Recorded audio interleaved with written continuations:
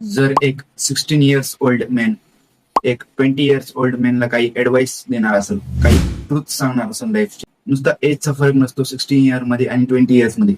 जे 40 वर्ष 60 years मेननी spend केलेले असतात लाईफमध्ये, त्यामध्ये त्यांनी खूप जास्त गोष्टी शिकलेल्या असतात. आणि त्या गोष्टी आज मी तुम्हाला सांगणार आहे. तर मी आज सांगणार आहे 5 असे ट्रूथ्स लाईफचे, जे तुम्हाला टीनेज क्रॉस केली, ज्यांनी जस्ट टीनेज क्रॉस केली आणि जे त्यांच्या अडल्टहुड मध्ये गेलेत, म्हणजे 20s मध्ये गेलेत, त्यांना कामी येईल. तर first one is understand no one comes to save you. म्हणजे आपल्यामध्ये एक मिथ आहे, सगळ्यामध्ये इंडियन सोसायटीमध्ये एक मिथ आहे की लहानपणीपासून जे पण बाळ होतं त्याला खूप जास्त पॅम्पर केलं जातं, खूप जास्त त्याचा लाड केला जातो. पण नंतर नंतर जसं ते मोठं होतं तसं तसं त्याला रियालिटी कळते की कोणच आणि येणार नाही की सेव्ह करायला त्याला. पण हे त्याला कळत नाही कधी. त्याला सबकॉन्शियसली माहित असतं की I am treated as a prince, I am treated as a queen. त्यांना असं एक इल्युजन तयार झालेलं असतं लाईफमध्ये, आणि त्याच डिल्युजन मध्ये ते लाईफ जगत असतात. पण त्यांना हे कधीच लक्षात येत नाही की no one comes to save you. Miracle काही नसतं होत. You have to hard work and you have to achieve जे तुम्हाला पाहिजे असेल ते. पण हे लवकर कुणाला समजत नाही. सगळे काही ना काही एक मॅजिक फॉर्म्युला किंवा एक काहीतरी लक लक फॅक्टरवरती विश्वास करून वर्क करत असत. कुणाला तरी वाटतं की माझ्यावरती देवाची कुणाची कृपा होईल आणि मी सक्सेसफुल होईल लाईफमध्ये. पण तसं नसतंय. जर तुम्ही काहीतरी एफर्ट देता, काहीतरी ऍक्शन घेता, काहीतरी तुम्ही वर्क करता, काहीतरी व्हॅल्यू ऍड करता, तेव्हाच तुम्हाला रिझल्ट भेटणार असत, तेव्हाच तुम्हाला काही ना काही सक्सेस भेटणार असते. पण सगळ्यांना वाटतंय की काही ना काही माझ्यासोबत जादू व्हावं आणि मी लवकर सक्सेसफुल व्हावं. पण तसं कधीच होत नसतंय. म्हणून कोणी तुम्हाला सेव्ह करायला येणार नाही, हे अंडरस्टँड तुम्ही करायला पाहिजे. की सेव्ह करायला फक्त एकच येणार नाही, आणि ते म्हणजे तुम्ही. तुमचा जे माइंडसेट येणार आहे नंतर, जे तुम्ही फेलियर्सला हिट केल्यानंतर, तुम्ही डाऊन्सला तुमच्या लाईफचे हिट केल्यानंतर जे तुमचं वर्जन येणार आहे, ते तुम्हाला सेव्ह करायला येणार आहे. म्हणून मी तर म्हणेन, जितक्या वार तुम्ही कोणत्या पण गोष्टीमध्ये फेल होतात ती गोष्ट करा. आता एक्झाम्पल साठी, I don't care about my background, I don't care about life, I don't care of my wise. मी या गोष्टींचा काही केअर करत नाही. पण मी एक, माझ्या हातात फक्त हे आता हा व्हिडिओ शूट करणं, तर मी हा व्हिडिओ शूट करतोय. तर तुम्ही पण तसंच करा की जे तुमच्याकडे रिसोर्सेस आहेत त्याचा उपयोग करा. कारण की तुम्हाला सेव्ह करायला कुणीच येणार नाही, कुणीच तुम्हाला इथून घेऊन वर जाणार नाही. Until and unless you have to become atheist. मी तर म्हणेन तुम्ही एक एथिस्ट बनायला पाहिजे.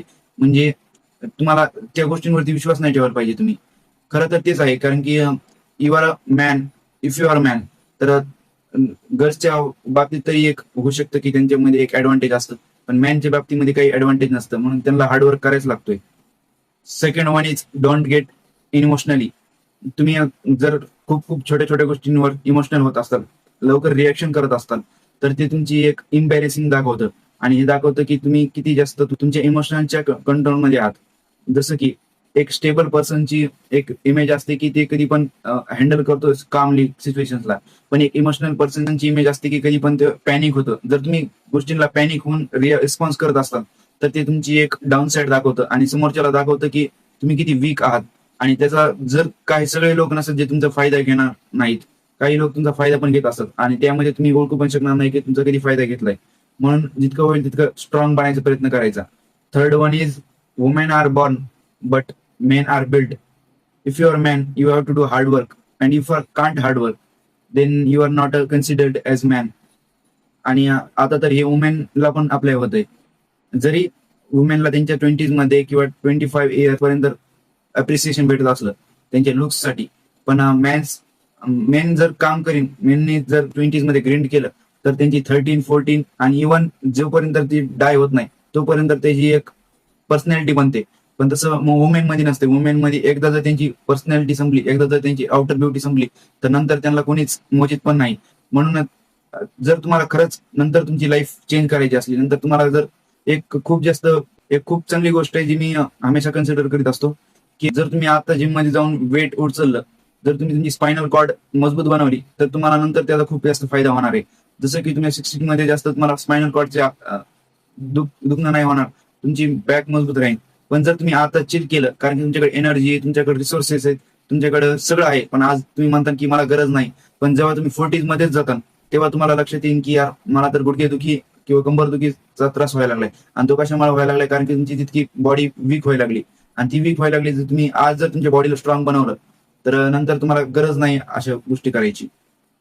माझं एक बॅड मिथ होतं, आणि तुमचं पण सगळ्यांचं असन एक लहानपणी, आणि आता पण काही जणांचं असन, ते म्हणजे की माझ्याकडे टॅलेंट आहे आणि मी एक एक्स्ट्रा ऑर्डिनरी पर्सन आहे.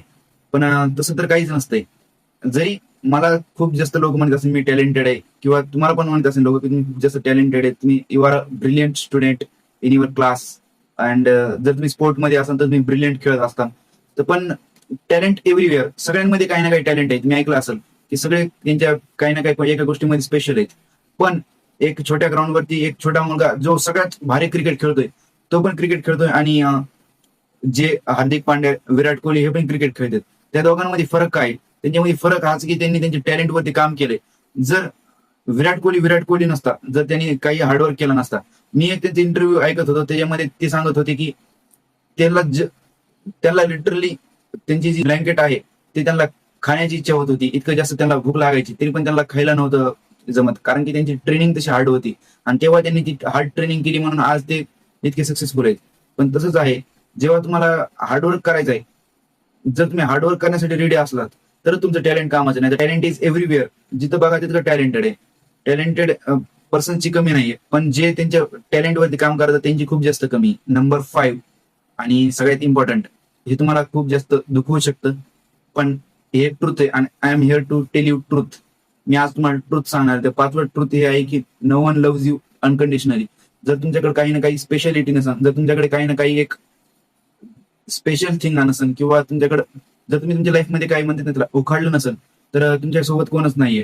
तुम्हाला काही ना काही व्हॅल्यू ऍड करायला लागते, काही ना काही एक तुम्हाला एक रिस्पेक्टेबल पर्सन बनायला लागते. जेव्हा तुम्ही बघता की तुम्हाला सोडलं जाते, किंवा तुम्हाला एक व्हॅल्यू नाही दिली जात तुमच्या सर्कलमध्ये, तर त्याचं एकच कारण आहे, ते म्हणजे तुम्ही काही ना काही केलेलं नाही. जर तुम्ही तुमच्या स्वतःवर काम करणं सुरू करा, ऑटोमॅटिक तुम्ही चांगल्या लोकांना अट्रॅक्ट करता, आणि तुमच्या सोबत तुमचं सर्कल पण तुम्हाला रिस्पेक्ट देईल. म्हणून जितकं होईल तितकं तुम्ही जितकं जास्त हार्डवर्क करता, जितकं जास्त तुम्ही स्वतःवर काम करता, तितकं जास्त फायदाच असतो त्याचा. तुम्ही असं नाही की यू आर द बेस्ट, म्हणजे तुम्ही तिथे जाऊन त्यांच्यासाठी हमेशा अवेलेबल राहिला तुमच्या फ्रेंड सर्कलमध्ये, किंवा तुम्ही जास्त त्यांच्यामध्ये जाऊन एक प्रेझेन्स बनवली, तरी पण त्याचा काही फायदा नाही. पण तुम्ही जर तुमच्या गोष्टींवर काम करतात आणि ते रिझल्ट त्यांना दिसतात, तर मग ते ऑटोमॅटिक तुमची रिस्पेक्ट करणं सुरू करतात. म्हणून जर तुम्हाला तुमच्या लाईफमध्ये काही ना काही एक युनिक पर्सनॅलिटी बनवायची असेल, तर त्यासाठी स्वतःवर काम करा. जितकं जास्त तुम्ही स्वतःवर काम करता तितकं जास्त तुमचा फायदा आहे. तर हे काही ट्रुथ होते जे मी स्पेशली रिसर्च करून काढलेले आहेत. आणि त्यामध्ये माझे पण थॉट्स काही ऍड केलेले आहेत. जर तुम्हाला हे आवडले असेल तर चॅनलला सबस्क्राईब करा. भेटूत नेक्स्ट व्हिडिओमध्ये.